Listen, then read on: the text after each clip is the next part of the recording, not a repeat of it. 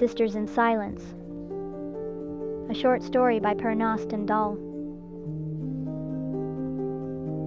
It's the middle of the afternoon, and I already got all my morning chores done, sweeping the house and cleaning up after the dogs. Now I just wait all anxious at the window, looking down the long carriageway to the point where it curves into the woods. But I listen even further, through the trees and right down to the main road, hoping to hear soon that rattly roar of Papa's Model A. I'm so excited. I almost believe I hear it coming right up the carriageway and slowing down to its light chubba-chippa-chugga-chicka until Papa stops it. But I open my eyes and it's still not there. My heart is gonna explode, 'cause Papa wouldn't let me go with him even though I like our new Model A and never get to go anywhere in it. And I especially wanted to go today. The reason I'm so excited is that Gabriella is coming home. My little sister, who's 4, just 3 years younger than me. And she's been in the hospital for a spell, just getting her throat fixed to save her life, Mama says. I just really want to give her a big hug and take care of her. She had to have been scared, I know. I remember when they cut me too at the special hospital. Finally I hear them coming for real and unfit to bust. I ran over to the front door and Mama says no, so I go back over to the couch by the window. It takes forever for them to drive up the carriageway, and Papa sits in the Model A with Gabriella for a bit, with it going chubba-chicka until I just want to scream if I could. Mama looks at me real stern-like, shushing me for fidgeting too much. I sit back down, stretching out my neck to see out of the window for just a little glimpse of Gabriella. When Gabriella gets out of the car, she has a blanket wrapped around her, all snug. But I can see the white bandage on her neck. She looks skinny and tired, and like they dumped water over her before bringing her home. I can only watch till they turn the corner around the house, so I wait for the door to open. I'm ready to pounce like a big old stuffed bear and dance with her around the room, but Mama just looks at me again and says no. Gabriella comes in under Papa's shadow as he pushes the door open, scowling like he always does. She runs past Mama and over to me even though Mama says no running in the house, and she throws her arms around me. The dogs, Jupiter and Victor, come in too, not barking because Mama cut their vocal cords. They waffle at Gabriella, sniffing her up and down until Papa shoos them back out of the house. Genevieve, get Gabriella to lay down and rest, Mama tells me, as she walks into the kitchen with Papa. Gabriella steps back a little, holding my hand, and she taps her heart. I do too. That's our way of saying we love each other. She points at herself and then at me, smiles though she has lots of tears in her eyes.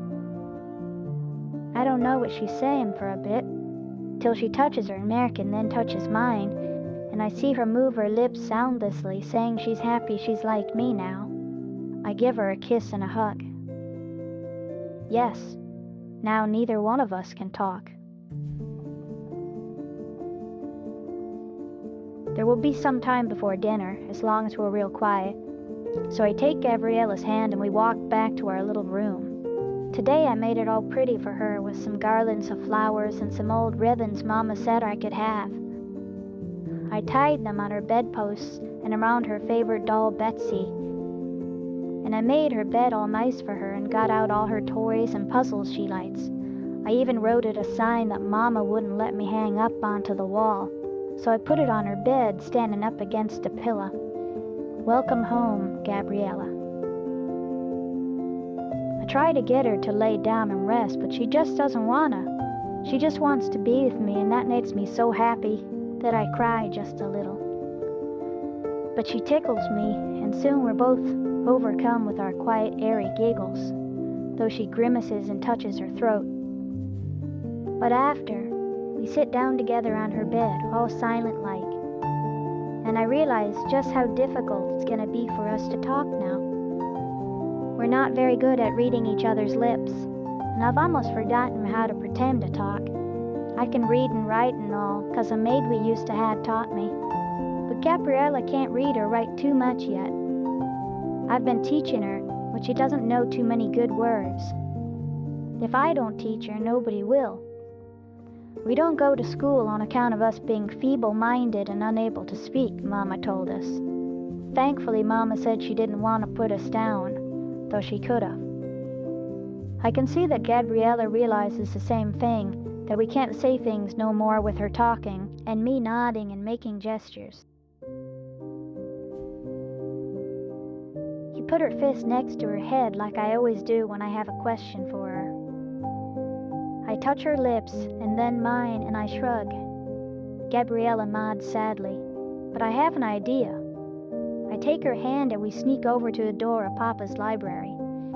I make my hands open and close like a book. I point to the kitchen and to Gabriella's eyes and back to the kitchen. We can hear them talking loud in there. Papa's probably drinking already, even though it's the afternoon. I point to myself and Papa's library.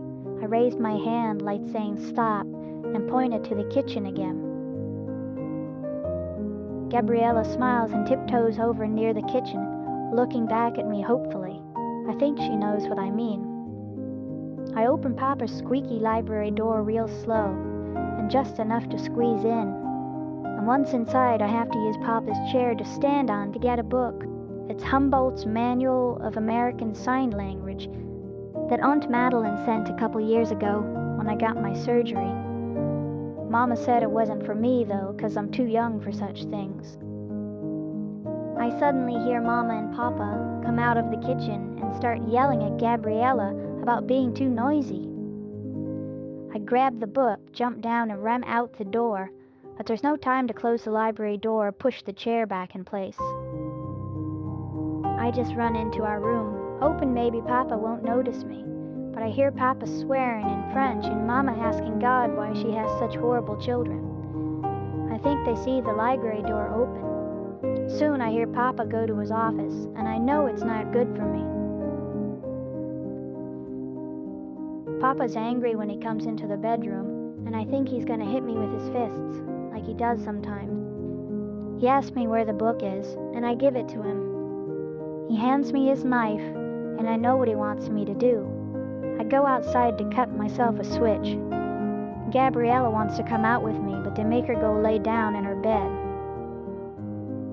I don't have much time to find a good switch, one that's not too thick and not too thin, without any knobby parts 'cause they hurt.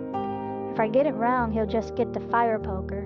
So I find a nice little green branch on a tree just outside the house and cut it off and trim it real careful.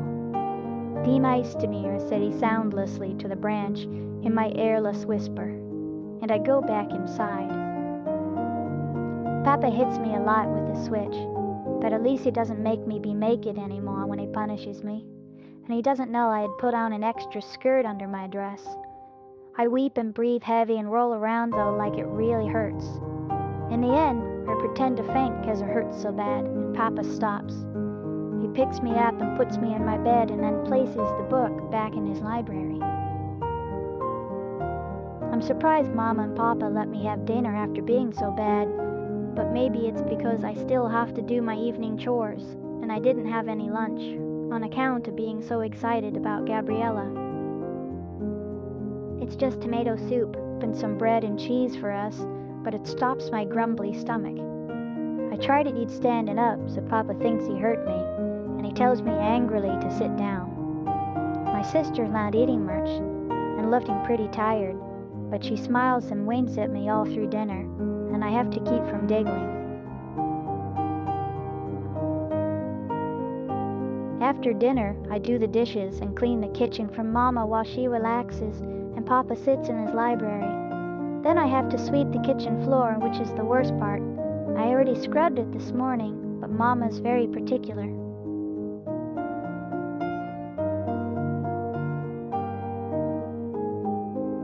It's nice and quiet for us when Mama and Papa send us to take a bath and go to bed.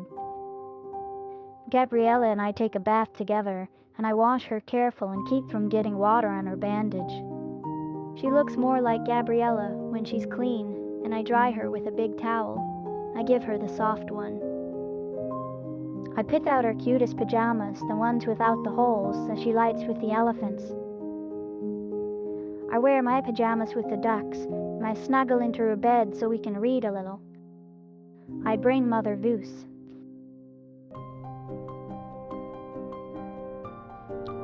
Gabriella giggles when I open the book, breathful and quiet, and she puts her fist next to my head.